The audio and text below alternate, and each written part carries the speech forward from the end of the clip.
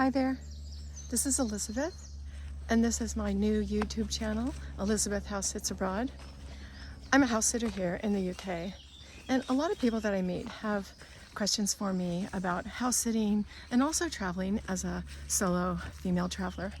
And on these videos, I'm going to hopefully answer some of those questions and talk about house sitting and also traveling as a solo female traveler and share with you some lovely countryside walks. Right now I'm in the woods and just an incredibly gorgeous day, and also just some experiences I have walking through gorgeous little quaint villages and getting out into the countryside and just seeing all sorts of beautiful places here in the UK and also abroad. So thanks for listening to my channel, and let's take a walk.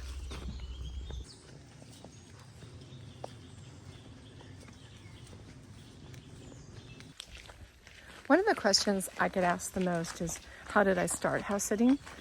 And what was my experience with that? And so back in 2018, I saw in a magazine or somewhere an article about house sitting. And I thought, that's something I would like to do when I am getting into retirement, so that I can travel. And so I looked around and found out that there's several websites that you could join, and little activity in the bushes.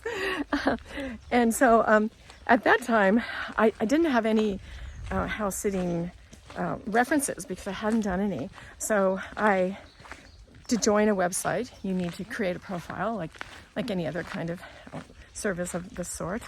So I asked some friends and some colleagues to write character reference letters for me.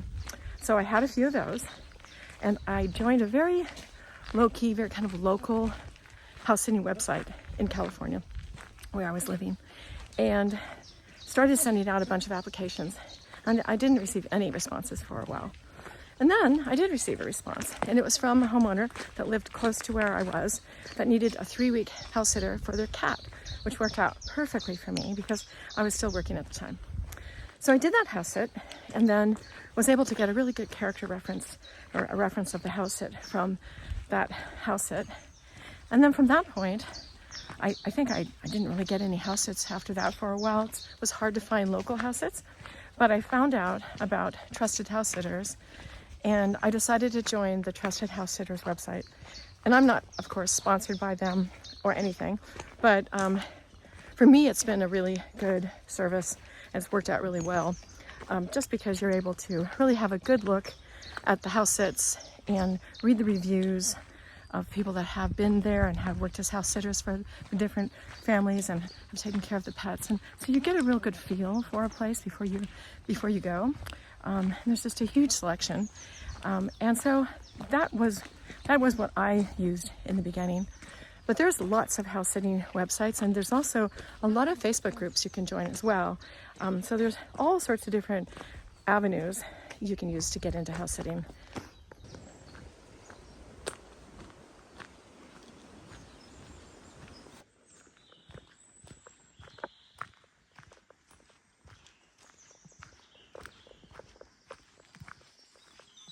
Walking up on this trail with my daughter right now, and the dog that we're walking, this lovely dog here, she just fixed her eyes on a very large deer that was running across a field right near us, and so I had to stop the camera for a minute to take care of that. Didn't want her chasing the deer. In my experience, most dogs find that to be pretty fun, and they can go for a long ways chasing a deer.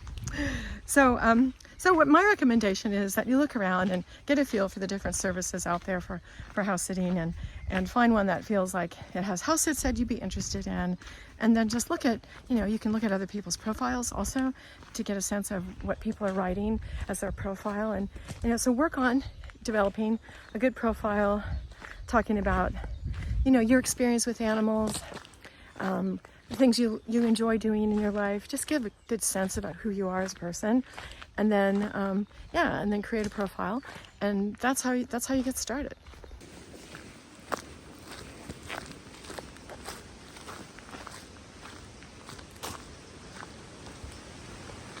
So I'm going down a bit of a steep slope, So I just wanted to, just kind of wrap up this, conversation about, starting house sitting by saying that when I first started house sitting, I was just doing house sits in the U.S., and I did that for a couple of years.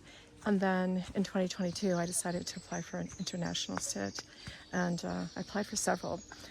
I had just kind of a window of time that I was able to do it, and I was really lucky because I found a family here in the UK that accepted my application. We had a really good video call, and we had a really good connection. And so I came and started my first house sitting experience here in the UK.